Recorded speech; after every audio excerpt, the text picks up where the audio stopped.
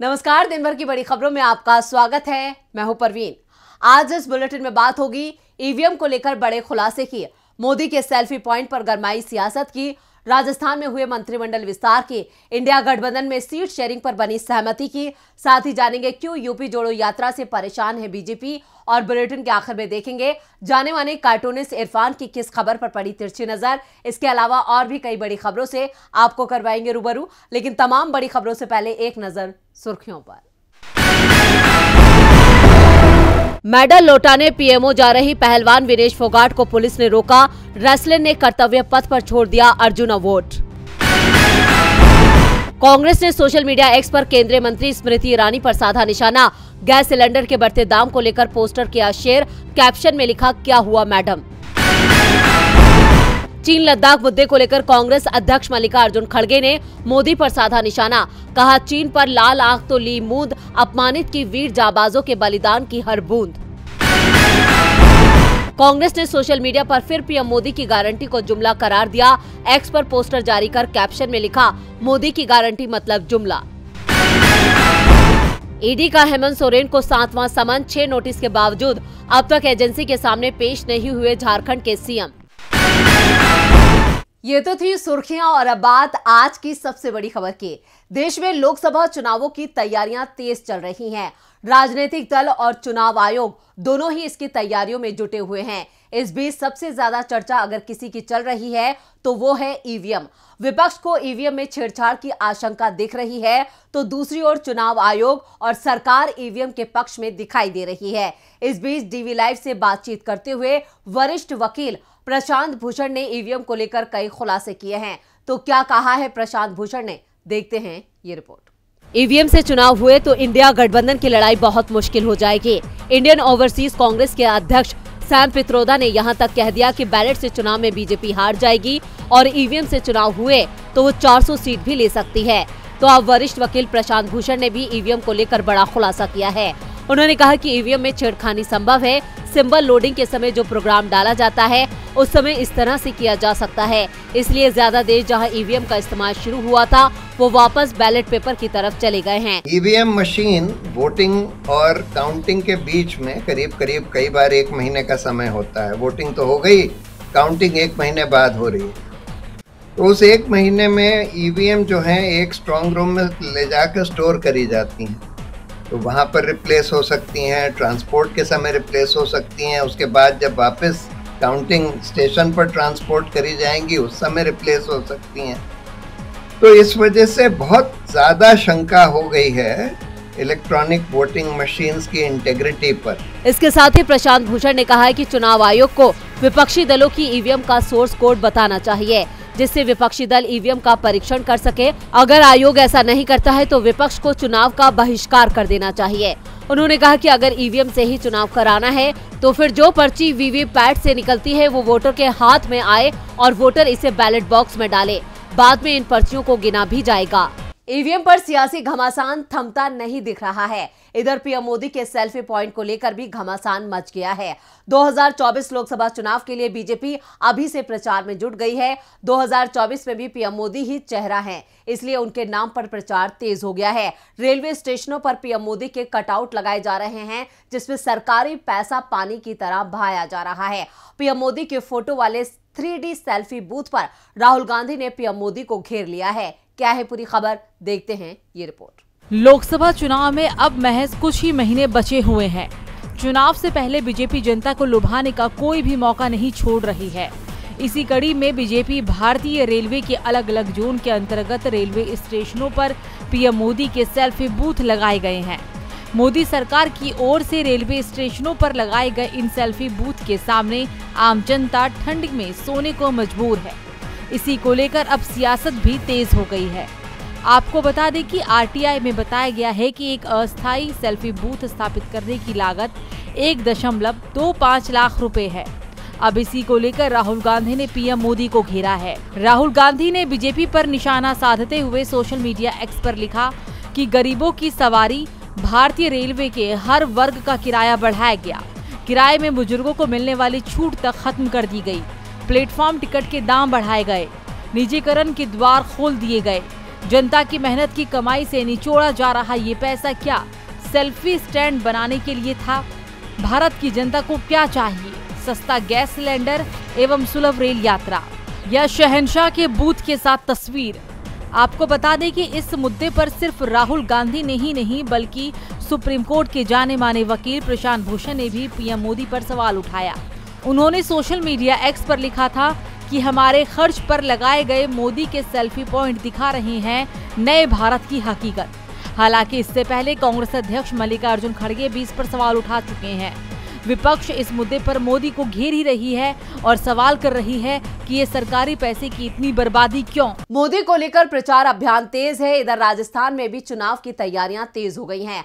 3 दिसंबर को चुनावी नतीजे आने के 27 दिन बाद आज भजनलाल सरकार के मंत्रिमंडल का विस्तार हो गया। मुख्यमंत्री के साथ डिप्टी सीएम दिया कुमारी और प्रेमचंद बैरवा पहले ही शपथ ले चुके थे। तो आज किसने किसने ली मंत्री पद की शपथ, देखते हैं ये रिपोर्ट। राजस्थान की भजनलाल सरकार ने 22 मंत्रियों को राज्यपाल कलराज मिश्र ने शपथ दिलाई। नए मंत्रियों में 12 कैबिनेट मंत्री हैं, जबकि 5 राज्य मंत्री स्वतंत्र प्रभार और 5 राज्य मंत्री बनाए गए हैं। सबसे बड़ी बात, नए मंत्रियों में सुरेंद्र पाल सिंह टीटी का नाम भी शामिल है, जिन्हें राज्य मंत्री स्वतंत्र प्रभार बनाया गया है। टीटी अभी विधायक नहीं है, वो करणपुर विधानसभा सीट से चुनाव लड़ रहे हैं, जहां 5 फरवरी को वोटिंग होनी है।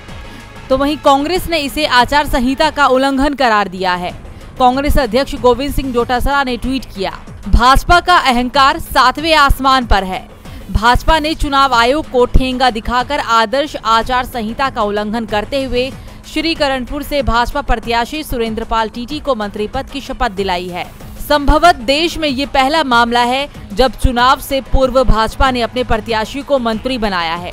कांग्रेस इस मामले को चुनाव आयोग के संज्ञान में लेकर कार्रवाई की मांग करेगी। भाजपा भले ही मतदाताओं को प्रलोभन दे, लेकिन श्रीकरणपुर की सीट कांग्रेस पार्टी बड़े अंतर से जीतेगी।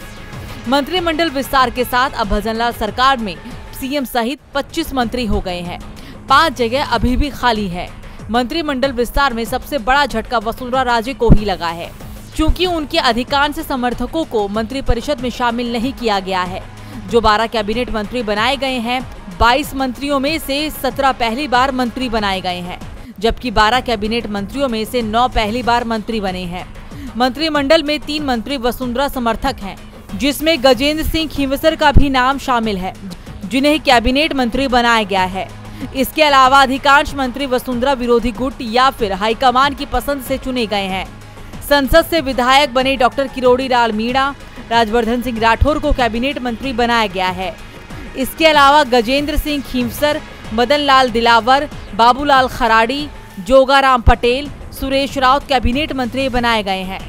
अविनाश गहलोत, जोराराम कुमावत, हेमंत मीणा, कन्हैयालाल चौधरी और सुमित गोदारा ने भी कैबिनेट मंत्री की शपथ ली है। राजस्थान में भजनलाल सरकार के सामने 2024 की बड़ी चुनौती है। वहीं इंडिया गठबंधन भी बीजेपी के लिए बड़ी चुनौती पेश कर रहा है। 2024 लोकसभा चुनाव में बीजेपी को मात देने के लिए इंडिया गठबंधन पूरी तरह से एकजुट है। दिल्ली से बिहार, यूपी और पंजाब से महाराष्ट्र तक सीटों के बंटवारे को लेकर इंडिया गठबंधन में एक फार्मूला तैयार किया गया है, जिसको लेकर कांग्रेस भी 4 जनवरी को बड़ी बैठक करने जा रही है। इस बीच महाराष्ट्र में कांग्रेस के प्रदेश अध्यक्ष नाना पटोले का बड़ा बयान सामने आया है। तो क्या कहा है नाना पटोले ने, देखते हैं ये रिपोर्ट।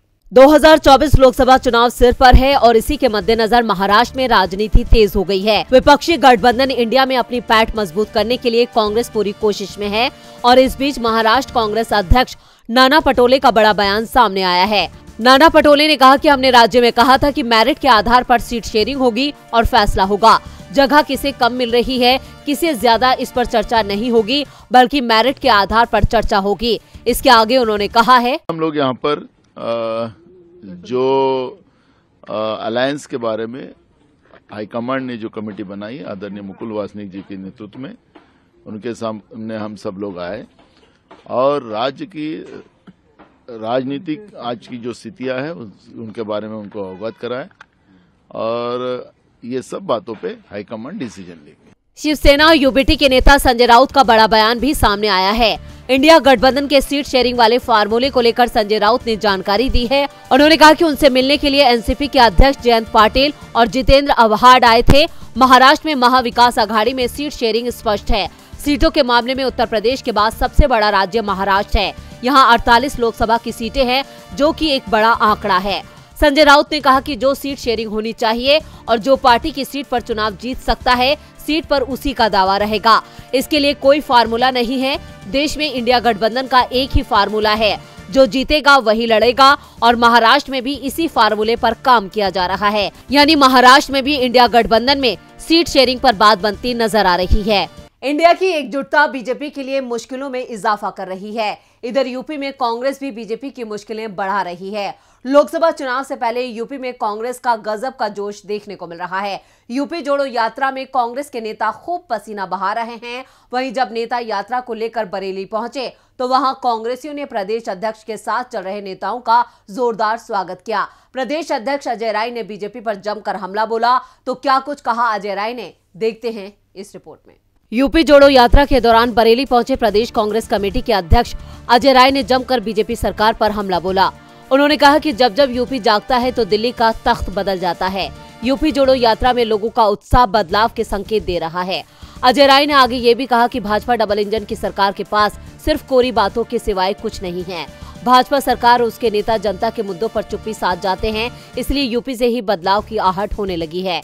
वहीं प्रदेश कांग्रेस कमेटी के महासचिव ओमवीर यादव ने यूपी जोड़ो यात्रा को लेकर बयान दिया कि जन जन को जोड़ती हुई ये यात्रा अपने पड़ाव की ओर बढ़ रही है। पदाधिकारियों ने भी कहा है कि यूपी जोड़ो यात्रा एक राजनीति में बड़े बदलाव का संकेत है। आपको बता दें कि यूपी जोड़ो यात्रा से कांग्रेस यूपी में फिर से अपनी पकड़ मजबूत करना चाहती है, इसलिए सबसे ज्यादा फोकस यूपी पर ही किया जा रहा है। आपको बता दें कि दिल्ली का रास्ता यूपी से होकर जाता है, इसलिए अजय राय ने भी ये कहा है कि जब जब यूपी जागता है तो दिल्ली का तख्त बदल जाता है।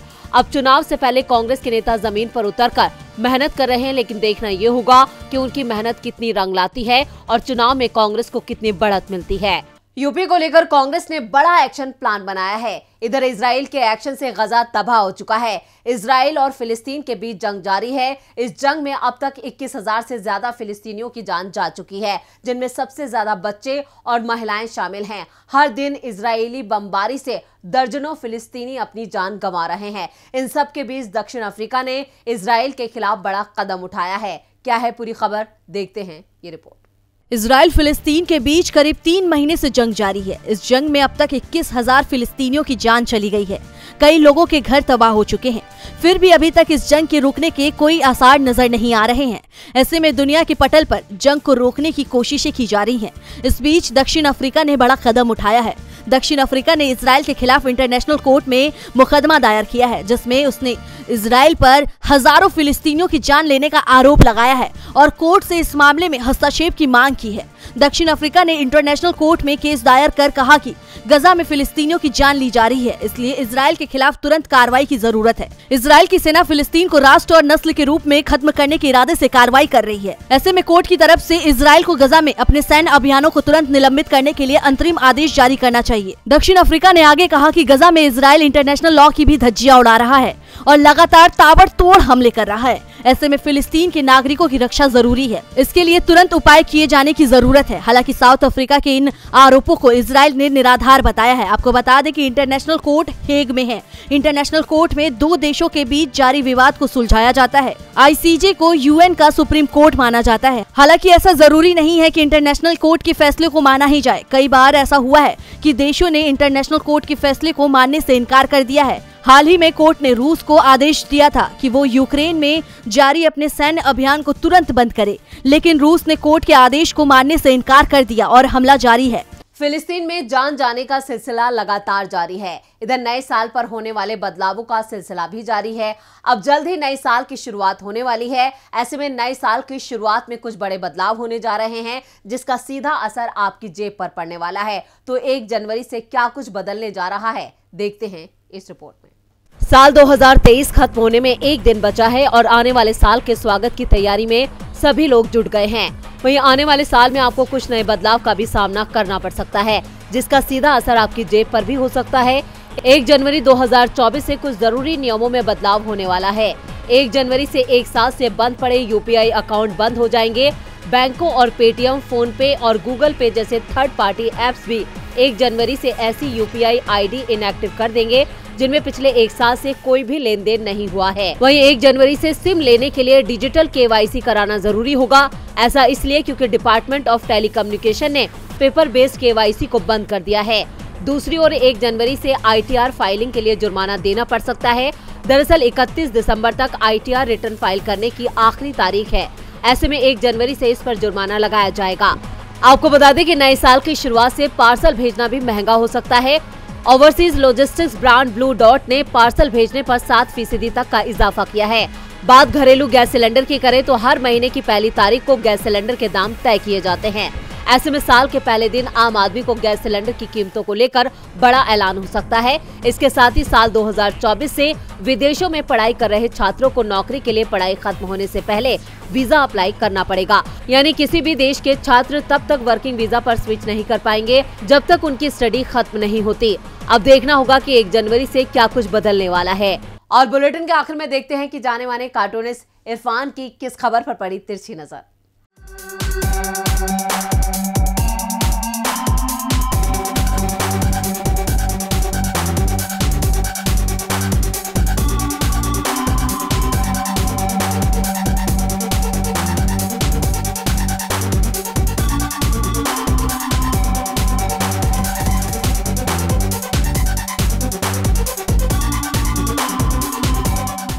भक्तों के लिए आज बुरी खबर है। प्रधानमंत्री मोदी ने कहा है कि 22 तारीख को सिर्फ वही लोग अयोध्या आए जिनके पास में ऑफिशियल निमंत्रण पत्र हो। यानी कि आप चाहे जितने बड़े श्रद्धालु बनते हो, लेकिन अगर आप उनके नज़दीकी नहीं हैं तो आप 22 तारीख को अयोध्या नहीं जा सकते हैं। इसलिए आप आराम से यहीं बैठकर राम जी का स्मरण कीजिए और प्रधानमंत्री के फोटो के साथ में सेल्फी लीजिए।